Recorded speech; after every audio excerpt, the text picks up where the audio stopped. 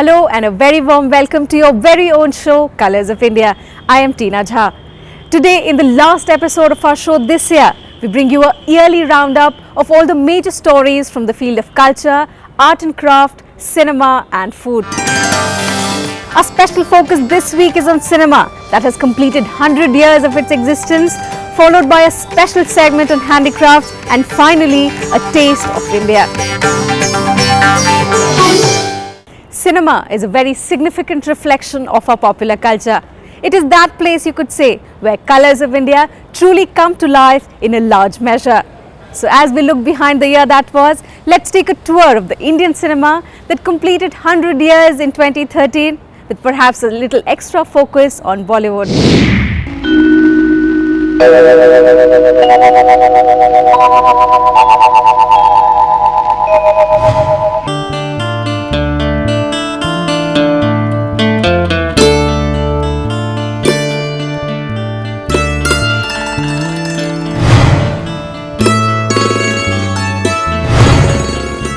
Moving pictures landed on Indian shores during the British Raj. Thanks to the Lumiere brothers of France, who crafted the first ever motion picture camera in 1895.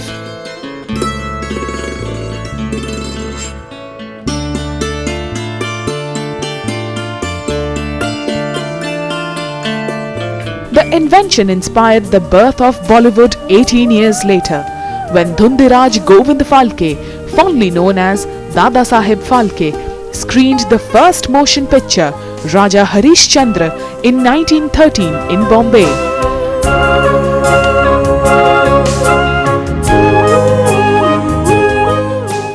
This marked the start of the silent era of movies.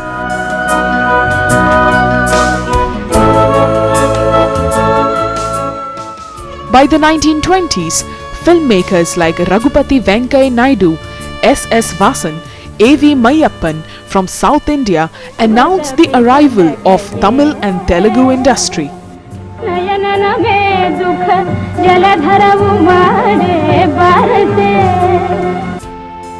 The technological advancements came in the 30s and 40s when the actors not only found speech but even started to sing and dance for the first time in movies.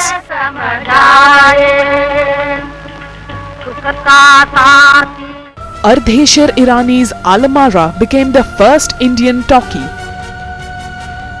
It opened a new world of explosive cinematic potential and artistic expression for producers like Devaki Bose, Chetan Anand, Nitin Bose and others. In no time, talkies like Jamai Shoshti in Bengali, Bhakt Prahlad in Telugu and Kalidas in Tamil kept the audiences spellbound. Women carved a niche for themselves in this new medium. By the 40s, filmmakers like V. Shantaram, Bimal Roy, Raj Kapoor and Mehboob Khan made films bold enough to question the social and cultural mores of their times.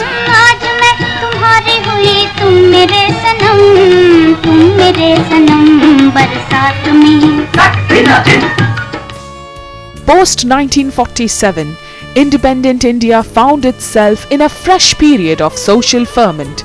The 50s and the 60s were an era of lofty idealism and a touchy faith in socialism, all of which was effectively reflected in the music and the motion pictures. It came to be known as the golden age of Indian cinema.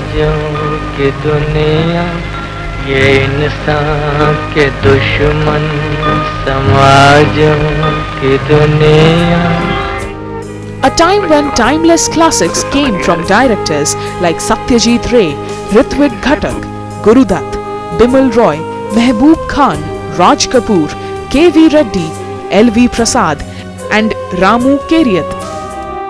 Films like Pother Panchali, Madhumati, Pyasa, Do Bigha Zameen, Shri 420, Avara, Mother India, Maya Bazaar and Chimin shaped the collective consciousness of the nation. Mughal-e-Azam by K. Asif, starring Dilip Kumar and Madhubala, became the benchmark for epic love stories. ज़ादे में आपकी वो नारकली नहीं। यकीनन नहीं। अकबर की बुज़दिल लौंडी तो सलीम की महबूबा नहीं, तो एक झूठी कसम थी जो मेरा ईमान बदल गई। आवारा हूँ या गर्दिश में हूँ, आसमान का तारा हूँ, आवारा हूँ।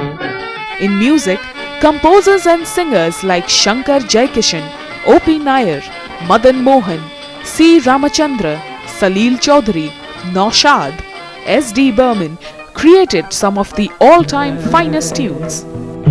प्यार का सागर है, तेरी एक बूंद के प्यासे हम, तेरी एक बूंद के प्यासे हम।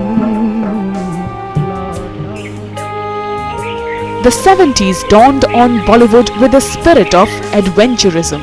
Romance mingled with rebellion, rage found space with realism.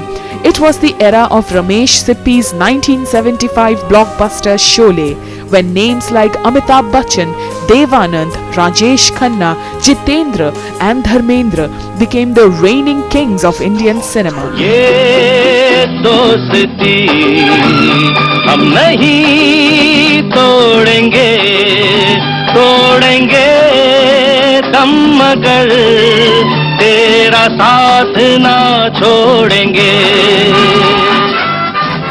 Female stars like Savitri, Vaijayantimala, Nargis, Wahida Rahman, Sharmila Tagore, Sridevi, Rekha, Smita Patil and Hema Malini became the queens of the shining industry. यूं कि कमाल हो गया, तुम लोगों की बातों में रास्ते का पता ही नहीं चला। हाँ, हमें जरा बात करने की आदत ज्यादा है। ये रहा तुम्हारा 1.5 रुपया। यूं कि तुम आदमी अच्छे हो, इसलिए तुमसे पैसा तो लेना नहीं चाहिए, लेकिन अगर घोड़ा घास से दोस्ती कर ले तो खाएगा क्या? इसलिए हम ये 1.5 रुपया ले लेते हैं। The 80s saw the glass ceiling being breached with women directing films. Arpana Sen, Prema Karnath and Meera Nair redefined gender roles to create a new platform for filmmakers. By the turn of the 90s, the medium was starting to shrug off the restraints of conveying a message, focusing entirely on entertainment, entertainment, entertainment. Massive technological advancements opened the doors for newer experiments of a science fiction variety. Ravan and Krish made a fresh clutch of backstage artists, the real stars of cinema. But the technical wizardry is still a very long way off from overshadowing the presence of big names like Shah Rukh Khan, Salman Khan, Amir Khan, Madhuri Dixit, Chiranjeevi, Juhi Chawla, Hrithik Roshan, Abhay Deol, Ranbir Kapoor, Deepika Padukone, Sonakshi Sinha, Priyanka Chopra. Directors like Anurag Kashyap, Rajkumar Hirani, Dibakar Banerjee, Vishal Bhardwaj and many, many more are setting the trend for a new discourse, bold, open, reflecting our fast-changing times, scripting the Bollywood of today. And so it continues. Indian cinema setting new trends, growing fresher and newer by the day and renewing our routine lives to make it so much more interesting. With that, we head into a very short break. Lots more coming up on the other side. Stay with us. Coming up next is a special segment on handicrafts from different regions, followed by a street food fiesta.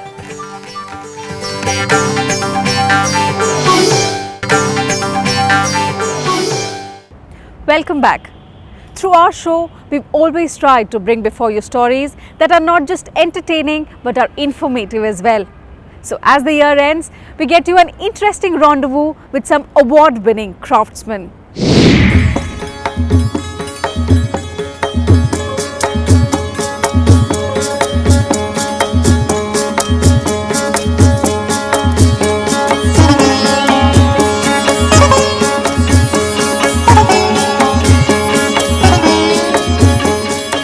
Shanti Devi sat engrossed in her work, and I marvelled at that bit of Bihar surviving 1,000 kilometers away in the capital.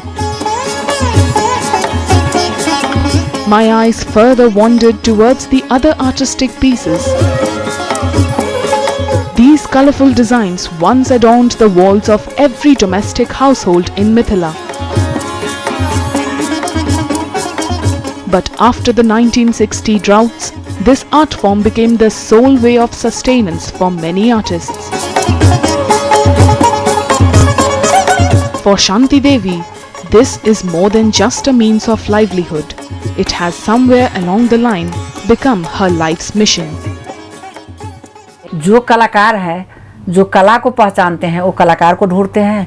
जो काम लेते हैं जल्दी, उनको जल्दी चाहिए, वो ये नहीं देखते हैं कि कला में कहाँ गलती है, कहाँ सही है, और एक अपने बनाए हैं किसी से बनवाए हैं, ये नहीं देखते हैं। तो वो जल्दी वाले जो है वो अपना वो देखते हैं। जो कलाकार को पहचानते हैं वो कहीं ना कहीं शांति देवी को ढूंढेंगे, तो ढूंढ करके निकाल करके वो अपना उसी से काम करवाएंगे। जो जिनको शांति देवी नहीं चाहिए, जिनको जल्दी चाहिए, तो और देवी है कहीं, वो उनसे करवाते हैं। She has introduced Madhubani in many international arenas where her traditionalistic approach was greatly appreciated. While her medium has changed from cowdung plastered walls to handmade paper, the technique she follows is centuries old. Art is resilient, they say. But most times artists like Shanti Devi and art forms like Madhubani get stuck in the muddy battle of dealers. But as ideas can't be tamed, Madhubani makes an appearance on various mediums: paper, paper mache and fabric. It continues to live and to conquer eager minds.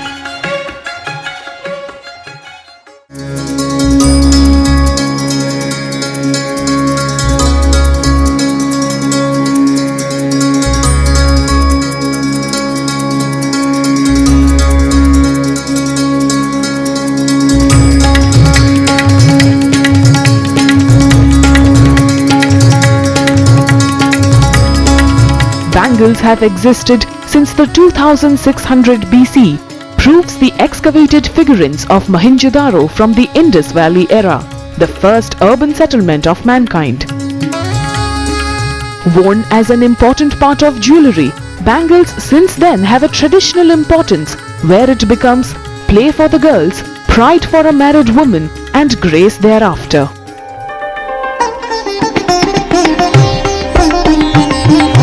My search for handmade bangles brings me to the doors of Babu Khan and his family, living in Delhi for the past 50 odd years. Originally from Rajasthan, he, along with his father Jamal Maniyar, brought the traditional lakh bangles from the land of the Rajput kings to the capital city. Lakh bangles की चूड़ियाँ हैं, ये traditional art है और इसको ज़्यादातर popular ये सुहाग चूड़ी से मशहूर है। सुहाग जब नई शादी दुल्हन की शादी होती है तो ये सबसे पहले सुहाग के रूप में इसी को पहनाया जाता है और वो सुहागन मानी जाती है। और ये ट्रेडिशनल आर्ट जो हमारी चूड़ियों का है, ये सांस्कृतिक काल से पुराना चलता आ रहा है।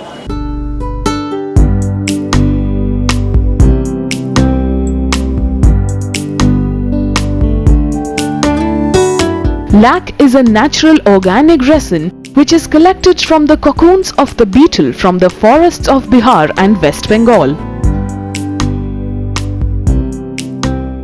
Working on a small iron table with a pit filled with hot coal, Babu Khan melts away a rod of raw red lac until it regains its original moist form. Simultaneously rolling the molten lac, he maintains the temperature of the compound. Next, he coats it with other colored lac pieces. After applying different hues, he rolls out a thin strip and we see the colors mixing together. This is then cut and joined. An aluminium ring is heated and placed inside to provide stability. A dip in water and there you have it, a bangle.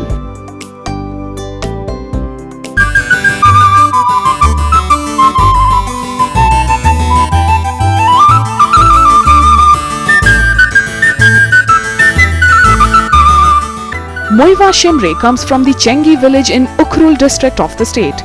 Now settled in the busy lanes of Delhi's Mahipalpur, he brings to the national capital a whiff of Manipur through his signature craft.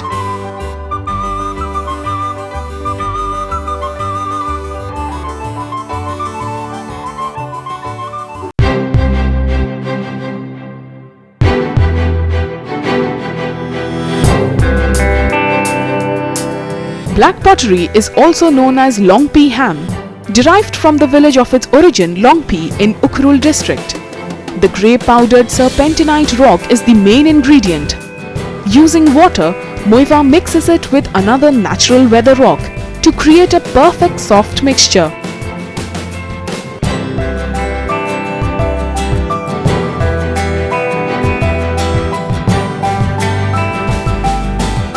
Which he chips away in the required amount and places it onto a wooden board. Next, he flattens the clay and rolls it out to get an even layer. The piece is placed in a mold and the surface smoothened using a bamboo stick. After cutting off the excess, he shapes it and finally releases the mold to create a beautiful handmade earthen bowl. The black pottery which found in Manipur is microwave safe and it's a heat proof resistant completely. Can cook on the gas, on the microwave, on ovens.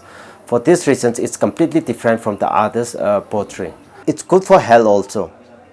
If you eat, if you drink in this, it's good for this. It's good for digestions, and it's good for this pregnant women to control morning sickness also. It's used as a form of. It's a kind of. It has a medicinal value also. After they are made, the molds are left to dry in open air. They are then rubbed with a pebble to smoothen out the rough edges. As the pots use no chemicals but only 100% natural elements, they are tagged as eco-friendly handmade products, thus creating a unique market of their own.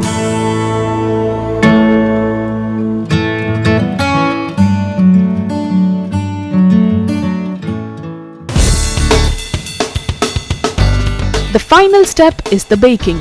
That gives them the black color. The whole process is done under an open sky. The baking takes up to 6 to 8 hours. After it's done and the pots have cooled down completely, they gain a shiny and glossy blackish finish.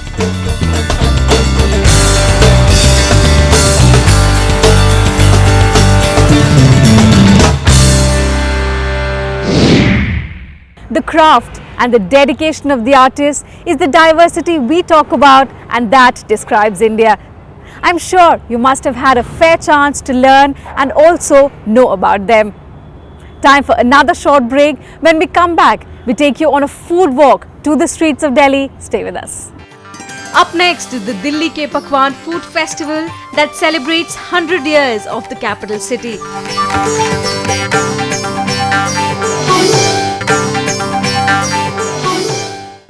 Welcome back. We're in the last segment of the year now. But before saying our final goodbyes to 2013, let's get you some delectable dishes that are just a part of the many charms of living in Delhi. As Shubhra takes you on a food trail to the Delhi Ke Pakwan Festival, what she discovers is more than a taste of Delhi. It is a slice of India. Hello and welcome to Food Trail with me, Shubhra Mukherjee. I'm at Delhi Ke Pakwan Festival and this time we're going to taste some authentic Delhi delicacies as well as get some pan-Indian flavors. So come and join me.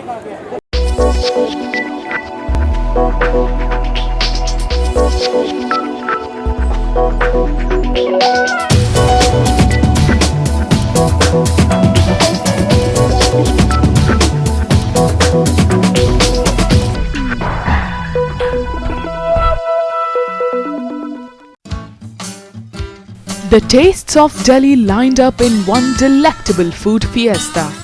For a whole week, all roads for the foodies in the national capital led to Baba Khadak Singh Marg. The Delhi Ke Pakwan gathered together vendors from every corner of Purani Delhi who laid out 150 dishes not just from Delhi but also Punjabi and Rajasthani specialities. Actually not Delhi के पकवान, it's India's पकवान. You know, because कहते हैं कि दिल्ली एक ऐसी जगह है जहाँ पे इंडिया का दिल्ली में इंडिया का हर रंग देखने को मिलता है. This is an amazing concept that you know, in a single roof, you know, in a single place, people can come and taste different types of food, which is somewhere not possible. So I think that's great, a good concept, a unique concept.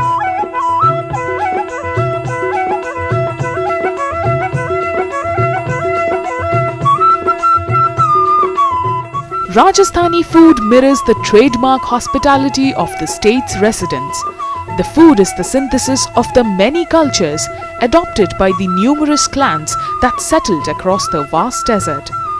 From the fried bati to the dal, gatte ki sabzi, and also a range of deep fried dishes like the peyaz ki kachori and mirchi ka pakoda. The cuisine stretched from sheer simplicity to lavishly rich. जैसे लोगों को जैसे special Rajasthani खाना खाना है तो उसको हम समझा देते हैं, जैसे बाजरा रोटी, मिस्सी रोटी, केर सांगरी जो राजस्थान की शाही सब्जी होती है, लोग बहुत चाव से खाते हैं।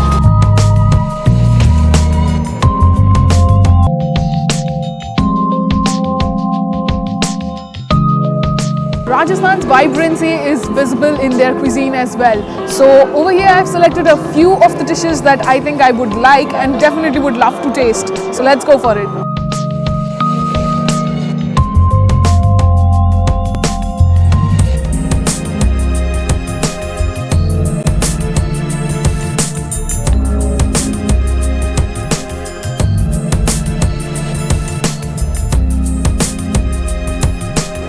This is the Jodhpuri style mirchi ka pakoda or the chili pakoda. It is really big and it is very spicy and hot. I must say it is the best beginning that I could have for this food trail.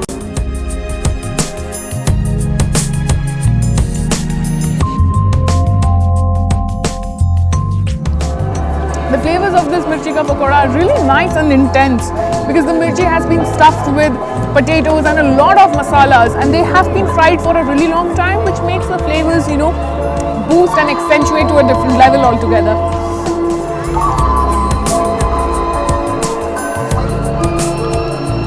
Really guys, very nice and very spicy.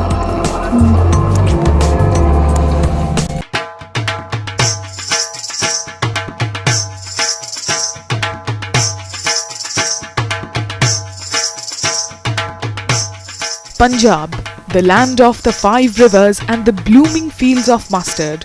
One whiff of the food brings to mind all these images. The Punjabi rasoi brought out the authentic dishes of the state, tasting the way they should. Be it sarson ka saag and makke ki roti, chole and the buttered bhature. Special ये है कि सारी recipe है जो वो अमृतसर से आ रही है। यहाँ दिल्ली के कोई भी मटेरियल हमने यूज़ नहीं किया, सिर्फ एक दही लिया है। साग, मैदा, आटा, जो भी रेसिपी अमृतसर से आ रही है, इसलिए स्पेशल है और प्योर वेजिटेरियन, टोटली एगलेस है। So without much ado, I ordered a plate for myself.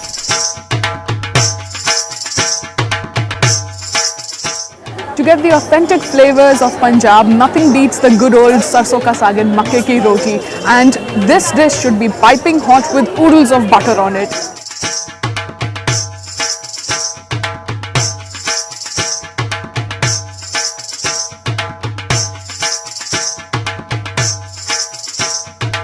Punjabi stalls over here and Rajasthan stall over here. It's very amazing. We had a food from there and it's good in the taste.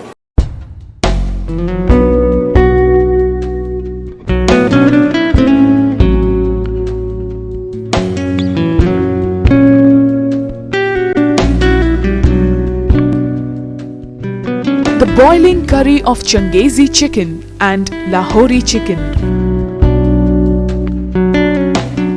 Tempting chicken tikka, steaming hot milk and about 25 varieties of kulfi.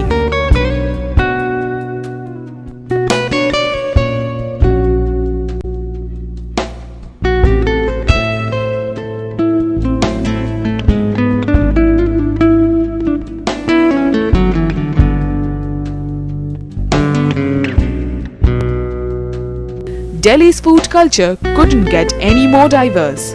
Delhi's food has always been an amalgam of the palates of the various settlers of this time-worn city. It's here that you can find at the same time preparations that are modern and traditional and medieval as they were made in Shahjahanabad. हमारा सबसे ज़्यादा जो sell out हो रहा है वो हो रहा है चिकन लाहौरी कोरमा, बेसिकली इसके जो स्पाइसी जो हैं हम पाकिस्तान के इस्तेमाल कर रहे हैं और ये वहीं का इसका वो है फ्लेवर है, मगर हमने इसको यहाँ पे इंडिया में लाके इसको मॉडिफाई करके दिल्ली स्टाइल का दिया है, जो लोगों को काफ़ी मज़ा आ रहा है इसे खाने के।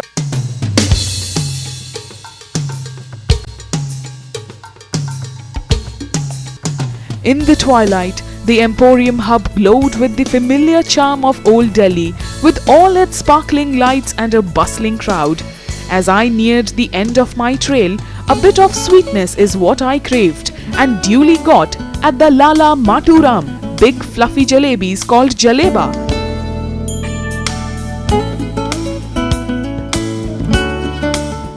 A rare delicacy from the town of Gona in the Sonipat district of Haryana.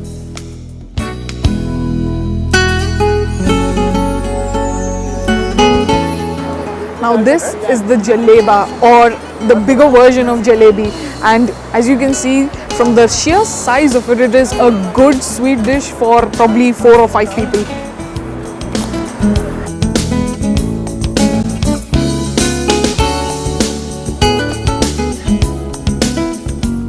Sweeter endings mean sweeter beginnings, and what better way to welcome the new year ahead. So as I head back to finishing this very big jaleba, it's over to you, Tina. This festival is an annual feature, but one sure way to sample the many flavors of India.